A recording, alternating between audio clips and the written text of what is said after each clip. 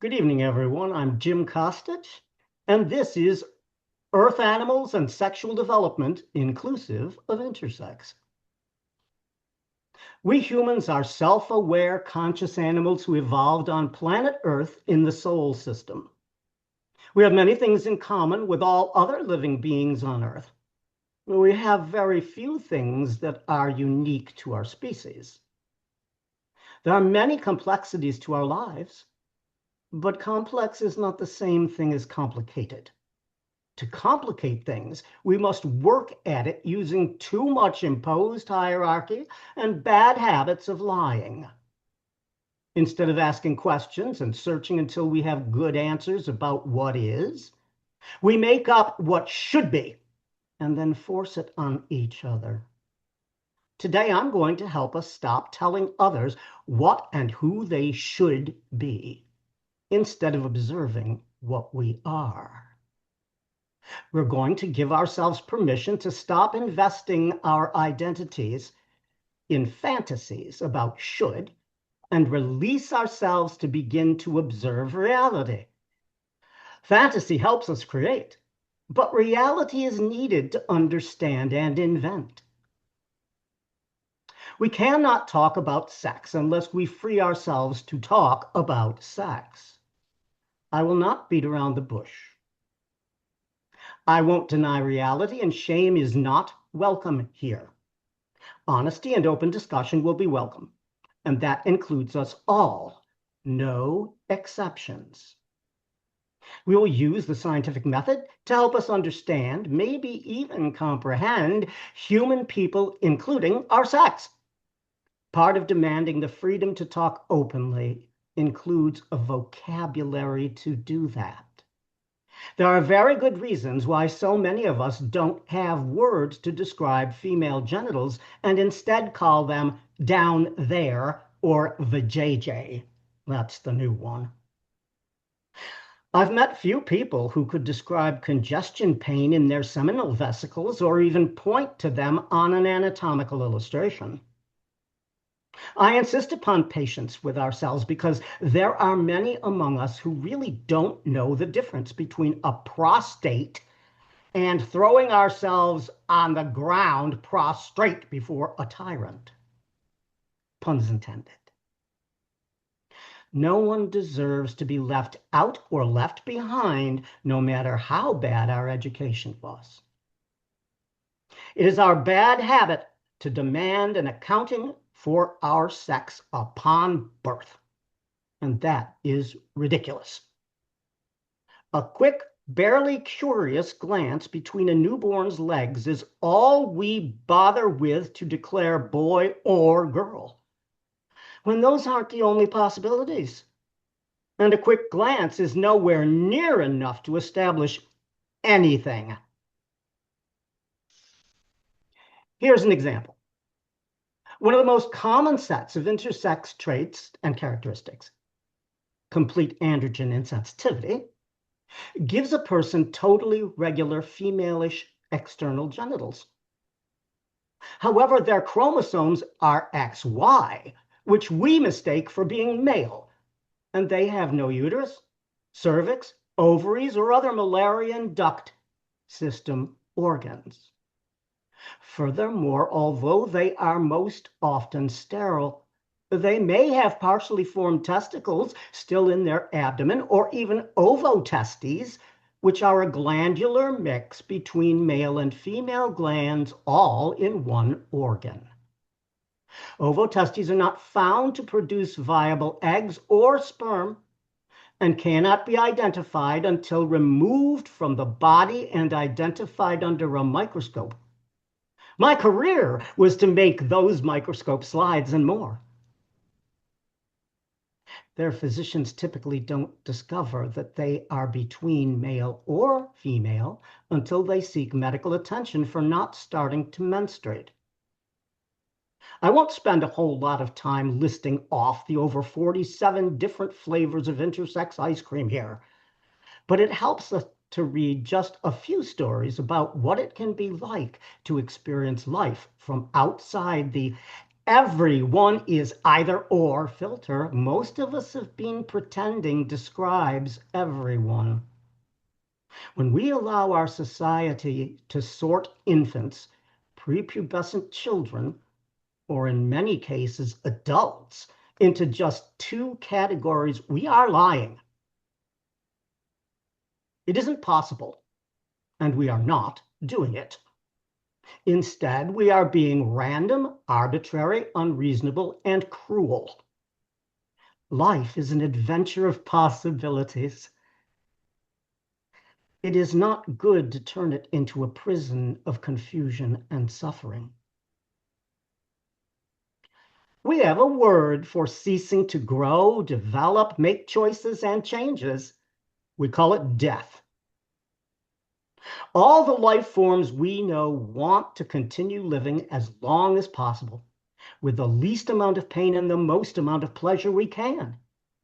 Everything that goes into making us ourselves is good for us if it contributes to that continuity of existence. Everything that seeks to kill us or reduce our pleasure to the point of making us miserable is wrong, because for the universe to stay conscious requires more than survival. It requires thriving, happy lives. To achieve that, we need a lot of diversity. This is the simplest justification for celebrating and encouraging life. People whose body, personality, appearance, or self-reflection vary from the most common are not exceptions to a rule. We are members. That is what it is to be a member of your species. Let's start at the beginning. A very good place to start. And in the story of our bodies, that story begins in the first 4 weeks of gestation. We begin at the combination of two cells who together use the most common and ancient form of reproductive survival: cellular division.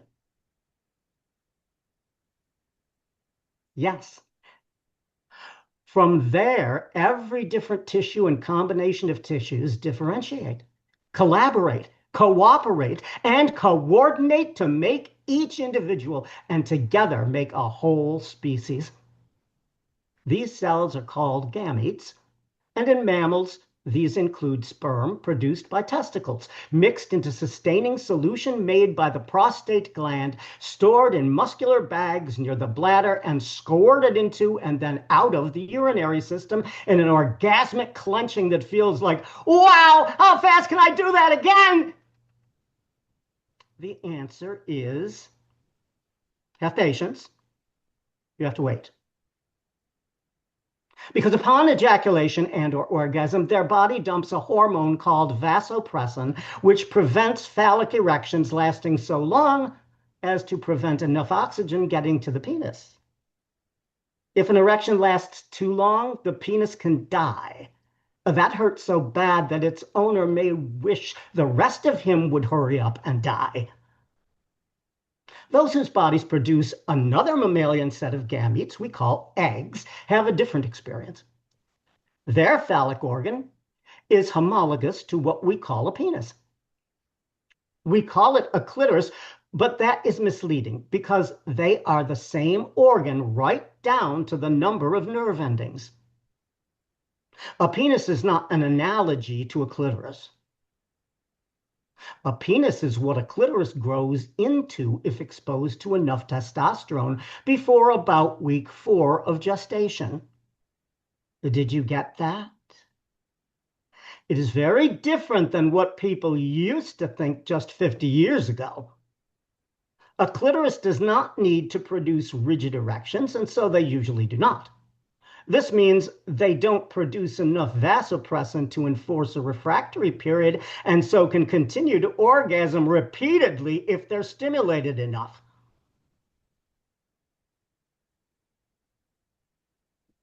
They won. Stimulation is the key to all orgasms, and stimulation is something we must do and participate in with all our senses and our emotions. Emotions are senses. They are also physical triggers. This is obvious when we stop ignoring or compartmentalizing them to deny how we are affected by them. This is a great example of where tons of things can go wrong or right to fail or succeed, and all of them run a gamut of anatomy to hormones, to general health functions, to emotions, and psychological situations contributed to by our relationships with ourselves and others. There's a list. It all boils down to relationships between ourselves and others. We progress into our next phase of development when our tiny bodies have differentiated enough tissues to start us on the 9-month road to independence. Sex differentiation in the human species and many others takes place around the 4th week of growth and development. The differentiation involves and includes genetic instructions, epigenetic instructions, hormonal instructions from our bodies, and hormonal instructions from our mother's body. There is a biological relationship between mother and embryo, which continues through birth and nursing. That's a new one for me to learn, despite my medical background. The fetus does communicate with the mother, letting her body know what to put into the milk. That individual child. That communication goes on after we cut the umbilical cord. Wow. Our compartmentalized education has caused many of us to think of development and growth as if this relationship does not exist, and instead that mother is just a passive, empty vessel. If we are to understand how we become male, female, or intersex, boy, girl, and ultimately man, woman, we must stop pretending this relationship doesn't exist. We must embrace what we know and be open to new discovery about what is. Every human embryo has the precursors for what it would need to develop female, male, or intersex features. You could be any of those 3 things no matter what your body started with. We do not currently have good definitions of male or female, and so we have also made poor definitions of intersex. We claim to have all the answers. The truth is we barely know what the questions are. Yet, for now, we must be flexible in our definitions. Stay open. Just 50 years ago, fields of study claimed that male or female are entirely determined by the XX and XY chromosomes of the fetus. But that was only a tiny part of the story. Just about 30 years ago, the same fields of study claimed that every embryo began as a female, and then male was an add-on. Well, that was just plain wrong. Now, at least fields of scientific inquiry, as opposed to politico-medical bias, claim that a broad range of contributing factors go into making us what we are and what we become through our lifespan. We have given up the ideology that the mind and identity exists outside of the brain and barely influences biology, or that emotion and thought do not contribute to well-being or illness. Even during the Dark Ages, people knew that one could die of a broken heart, and we knew the symptoms.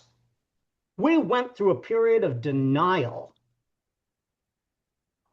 when we claimed emotion couldn't even make us sick, much less kill us. We know much better now. That was a failure of reasoning and logic. It wasn't the result of us finding out the truth.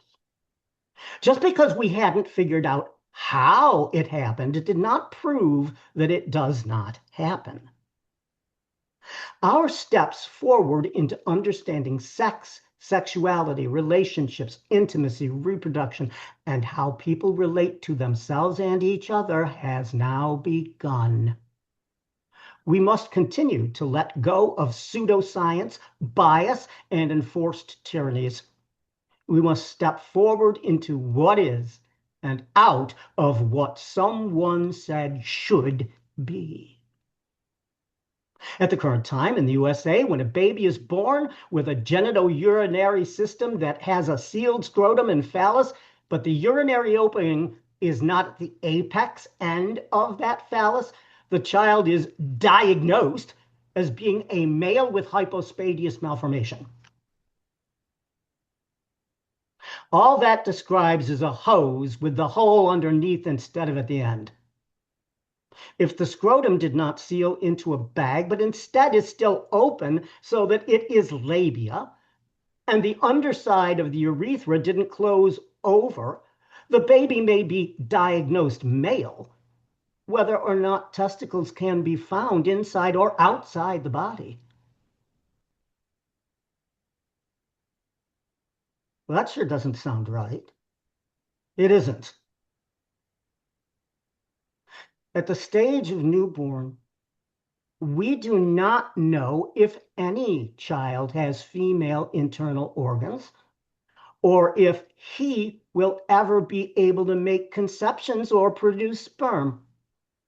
We also do not know if any child has a full or partial set of female organs. This same baby may be diagnosed as if a female without any indication of a perforate vagina, the presence of a cervix, uterus, fallopian tubes, or ovaries. We ignore how the embryonic and fetal hormones have configured the brain because we have only just started to find ways to measure that. But we're measuring it now. What is about to be revealed is going to be beyond our wildest imaginings.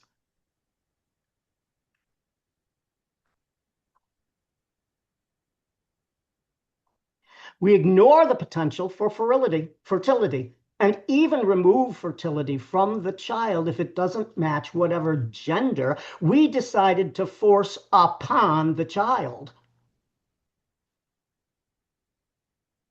I said you should be a male, therefore you will be a boy or die trying. What? Since the 1960s, a great many physicians and now legal institutions have not considered the best medical or psychological outcome of the infant. Instead, we have been so scared that parents will abuse their intersex child, we damage the child out of fear that the parents will do worse. How little faith. This lack of safe and sane ethics is now being challenged, but the outcome is that such good abuses are to continue and be expanded.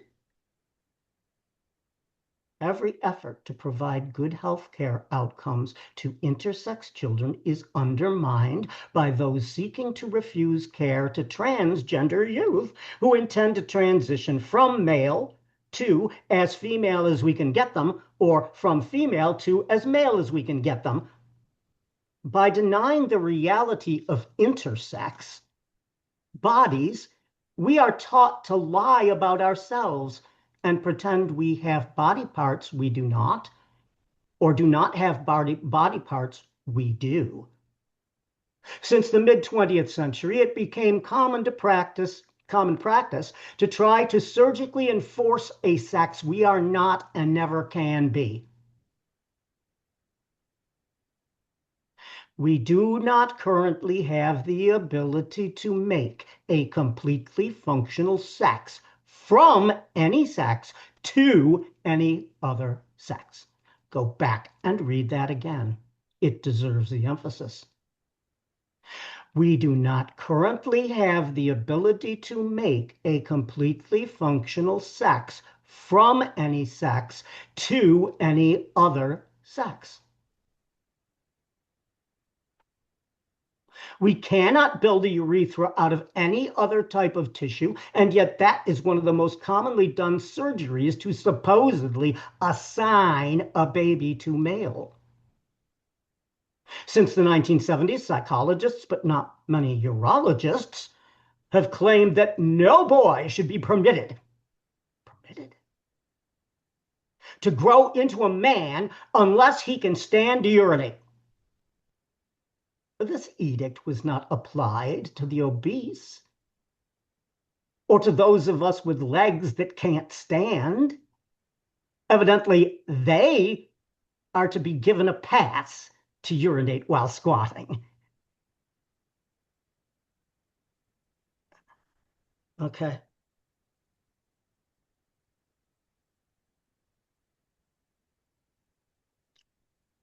I'm reminded of something I'm going to make you suffer with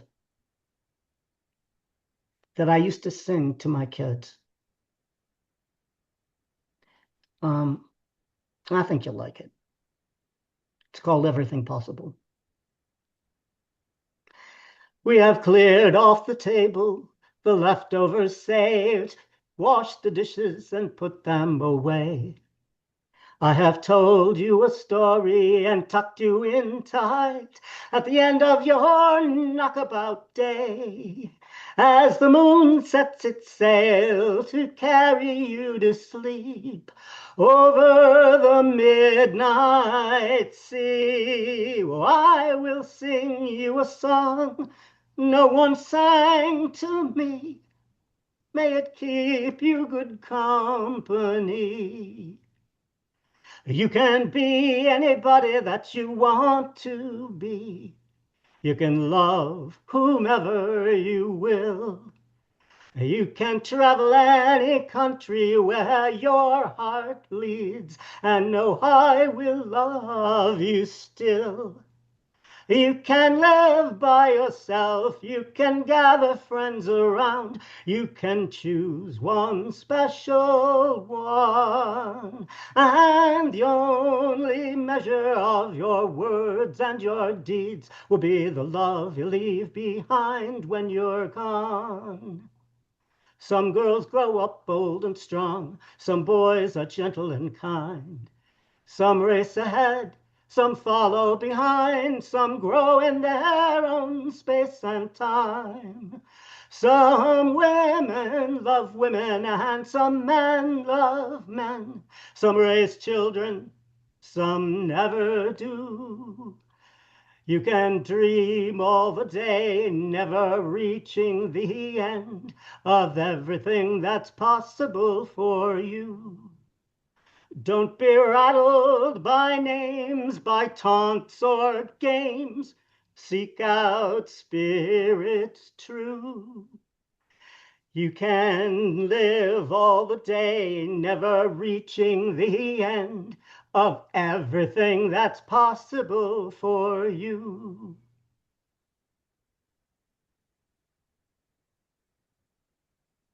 I sang that to my kids.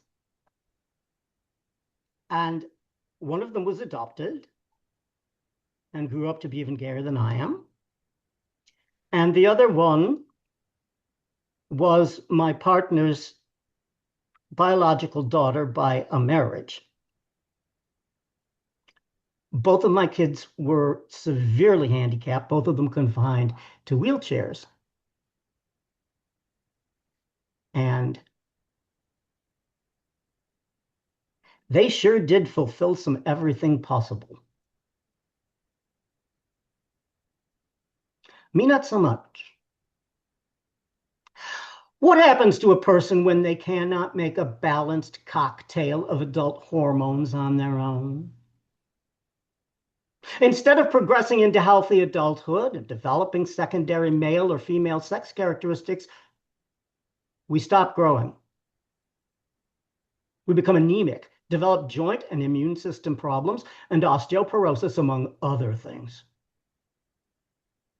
Included is that we do not mature. We cannot pass the androgyny of childhood. What if adult bodies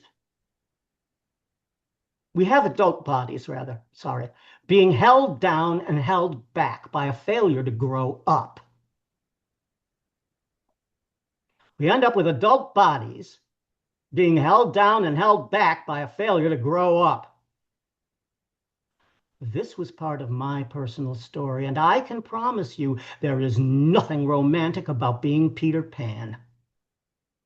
I was suicidal at the time. I was finally given hormone replacement treatment. I didn't catch up to my peers until I was in my late 20s. That is a common story for many intersex people my age, no matter whether they choose the red pill or the blue pill.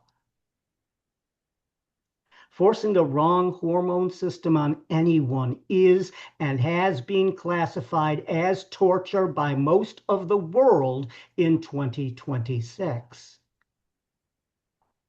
Some societies have stopped torturing their children. Others continue. To my knowledge, only the USA currently seeks to increase surgical, hormonal, and psychological torture of male routine circumcision of infants, intersex with or without fertility, and trans children. What happens when everyone's sex anatomy, physiology, hormones, and health are treated as important to us instead of something we are not entitled to? What if our ability to orgasm were something we wanted to protect for each of us instead of something so shameful that we seek to remove it at the least excuse? What if our autonomy is treated as if it is important and should be protected during the helpless parts of our lives? What if we treat pleasure like an important part of human experience and violence as something to avoid? This essay is about biology of sex and the biology of intersex in particular. So it is time to move on to a celebration of the intersex body. I have such a body. I've known more people than I can count who do too, and so I'll tell you a few stories and you can add to those whether you are intersex or not. What? Oh my. Did I forget to tell you about that part? There is not a separate biology for each sex. There are more than only two sexes. There are more genders than there are people because we keep growing and changing and discovering new things about ourselves during the course of our lives, including our anatomy. I found a piece of anatomy when I was 44. Our anatomy changes. Our biochemistry changes. Our appearance changes. And all of those things contribute and detract from how we experience ourselves and how others experience us. We are never just either or. The beauty of living beings is reflected in this. We are all and. Not a steadily contracting limitation, but rather an ever-expanding universe. And we're part of it.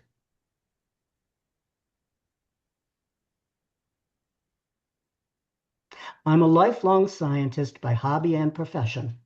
I am impossibly curious, and that means I explore everything from every possible perspective I can find and then return to do more after more has been learned.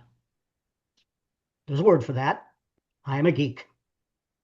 I love the stories our universe tells us, and in my never humble opinion, the most important story I have ever heard is that our universe is made up of constantly moving tiny to massive things that are a vast variety. We may be scared that things might change, and that means we will end up ending.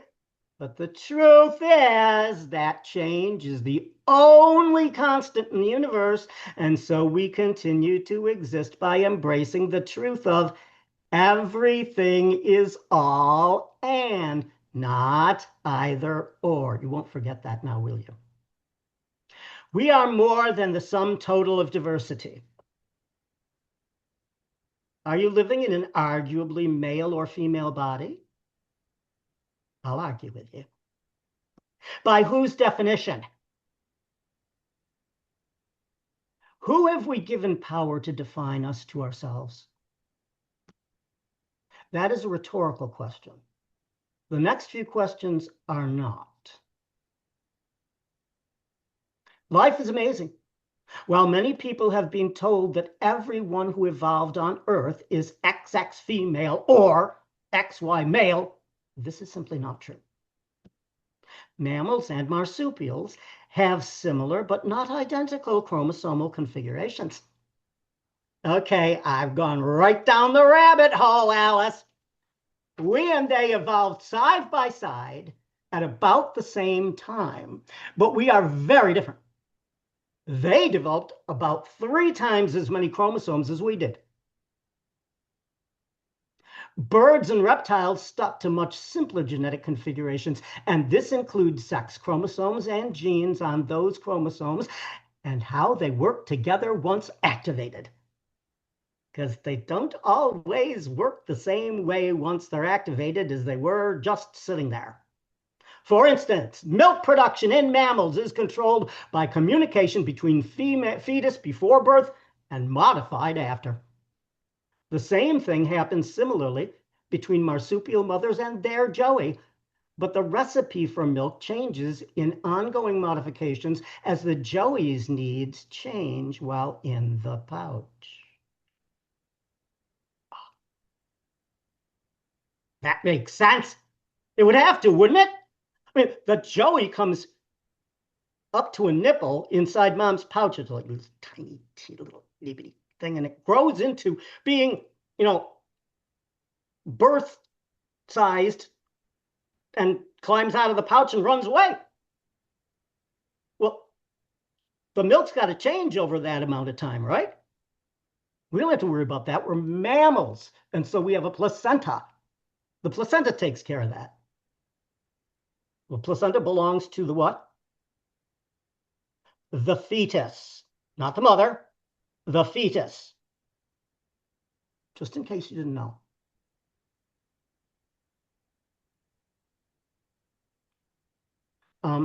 If you'd like to look this up, I got it out of the NIH, which is the National Institute of Health, and the University of Canberra, which is in Australia. It is even more different between reptiles, birds, and mammals, marsupials. There is similar XX and XY between marsupials and mammals, although with elaborate differences in how they are expressed. Birds and reptiles do not have XY, XX configurations between males and females. That's not how it works for them. Just a quick look between us and our neighbors shows us how silly are our claims about sex differences. These are our next door neighbors. And we think that we're the pattern for everything and everyone. No, we're not. How arrogant can we be? Intersex is every bit as common between them as it is between us. Although not enough research has been done to tell us how much, and so it is difficult to back up claims. We ignore the intersex. It isn't that there's nothing to know about. It's that we haven't bothered and we've covered it up and denied it. Even when it isn't even our own species. We hate the idea. Why? I'm intersex. I'm fine.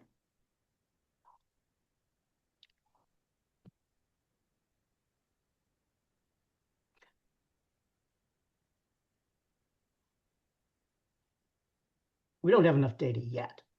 Remember, in scientific analysis, we must collect data first, explore it, compile and search through it before we can make hypotheses, followed by claims, and finally draw conclusions. And then we throw it into a room full of people who argue it until they've either come up with a good answer or just come up with an argument. And we just do that over and over again. And every so often we dig something else back up because we've learned something new. And now we have to argue it all over again. It's fun. We think it's a game. We'd much rather do that than football.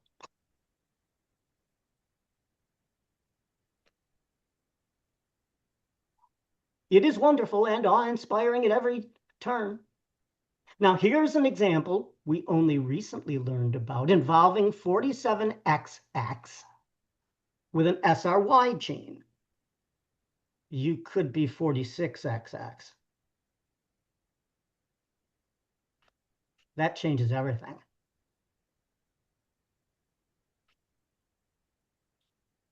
Okay, what about this SRY gene? If you are a mammal, but not a marsupial, either of your XX chromosomes can become the dominant X and run the shop, with the other X being a backup.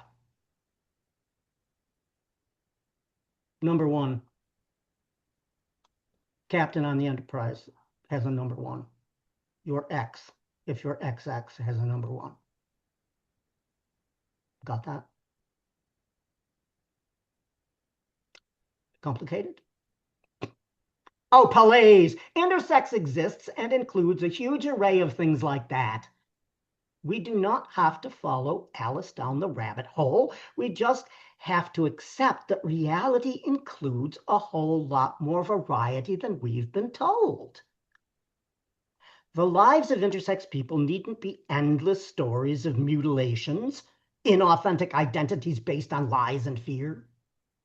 The very young among us do not seem to be as easy to fool into self-hatred and do seem more likely to stand up for themselves. Those who escaped genital mutilation, like me, or who gained healthy hormone treatment from physicians devoted to caring for our health instead of policing our bodies, did well. We can make love, we can grow intimately in relationships, and our bodies can grow into health. Those born after the policing of sex and in places where such cruelties weren't practiced continue to find our places at the table of humanity no matter what. How about a few stories about some intersex people? Story one. It seems very few intersex people become nudists because we are terrified of being rejected. First person to call me a freak was my mother. Yeah, you can imagine, but I did become a nudist. Anyway, I'm not telling you my story. But despite my lack of testicles, I have more balls than brains. So I joined a gay men's naturist club and invited another intersex man to a gathering. There were 3 groups at the gathering at a local gym.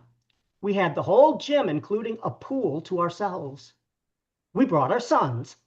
Mine was an adopted teen, wheelchair-bound, and the other guy's son, was about 12 years old. My friend is XXY, but was able to have 2 children before his testicles quit. XXYs usually don't have fertility, but sometimes they have it for a short time and then lose it. Some of them, the young ones now, some of them are banking sperm when they're 13, 14. Because if they're going to have fertility, it's while they're young. So they should bank, and then they can make conceptions later if they want, or flush it.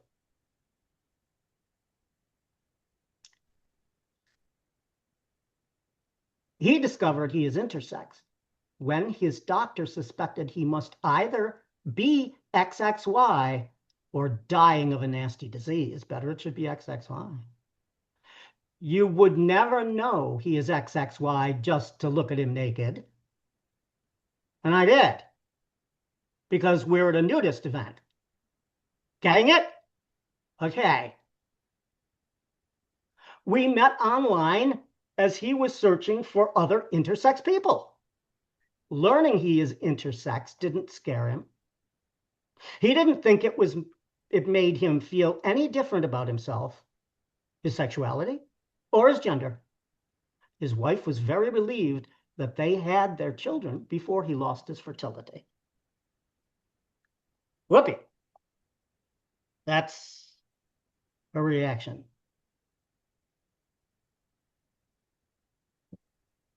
Okay. Not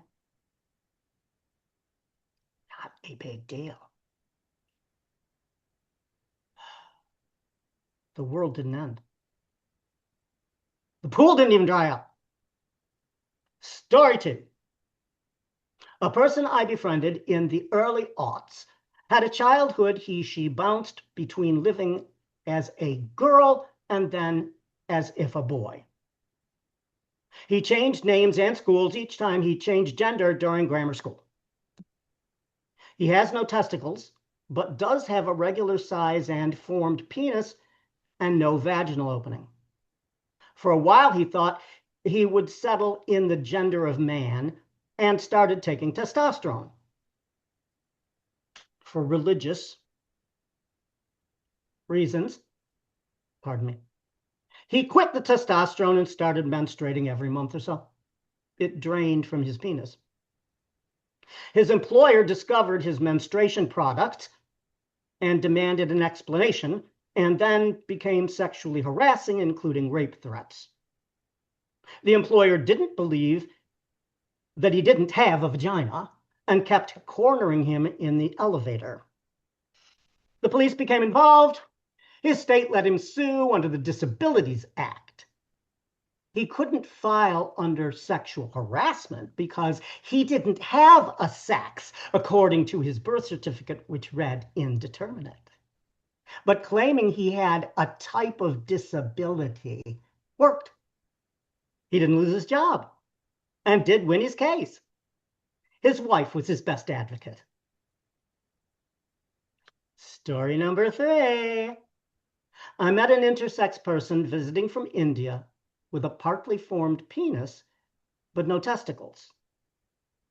He had a short and narrow vagina and was promised that if he would submit to surgeries when he was just a little kid, he was under 5, to make his vagina bigger, he would grow up to be able to have babies. He agreed. The surgeries were agony, and when he passed puberty by taking estrogen, although he developed all the secondary female sex characteristics, he never started to menstruate.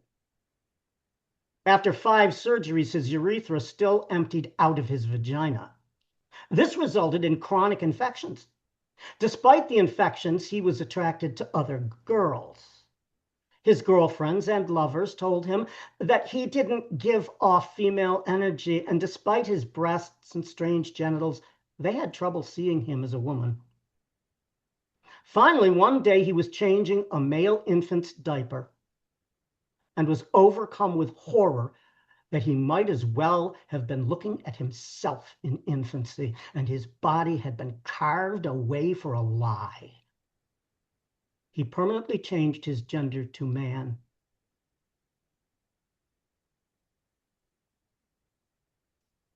These are stories about 3 people I have known and was friends with for some years. I've changed a few details to protect their privacy. Who they are and were is not important. What is important is that each of them was forced to live an identity that was not their own, in bodies that were not their own, and their bodies were permanently altered without their fully informed consent. If you say, yes, do 5 surgeries to me because it'll let me have a baby when you're 5 years old, I'm sorry, you don't know what you're talking about. They didn't have any difficulty carving this person up. But if he'd been trans, they won't even let them have drugs that put off their puberty.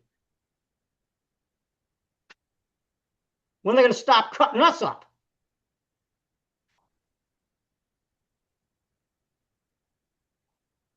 Other intersex people I've known who were and are given full agency over their biology, hormones, and anatomy, and allowed to live where they feel they fit and in ways they feel they belong, are fine. We are fine. I am one of those people. Those denied those things have suffered. The biology of our brains, the way all physical, social, and psychological things come together to make who and how we are, work together to build a person.